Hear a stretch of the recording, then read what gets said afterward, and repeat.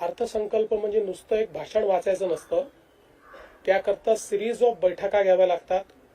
प्रत्येक विभागासोबत बैठक घ्यावी लागते. प्रत्येकाचा त्या ठिकाणी नियत वेळ ठरवावा लागतो. नियत वेळेप्रमाणे त्यांचे फॉर्म्स भरून घ्यावे लागतात. मग त्याचं असेसमेंट करून त्यांनी त्या सगळ्या योजना योग्य पद्धतीने त्याच्यामध्ये आणल्या आहेत की नाही, ते त्या योजना ज्या परमनंट योजना त्याच्या पुरवणी मागण्या मागणार नाहीत या दृष्टीनं त्यांचं कमी अधिक करावं लागतं. या सगळ्या गोष्टी कराव्या लागतात. या सगळ्या गोष्टी ताई आत्ताच या ठिकाणी उपमुख्यमंत्री झालेले आहेत. त्यामुळे इतकं मोठं एक्सरसाइज करणं त्यांना लगेच शक्य होईल अशी परिस्थिती नाही. अजून त्या दुःखातनंही पूर्णपणे बाहेर आलेल्या नाहीत.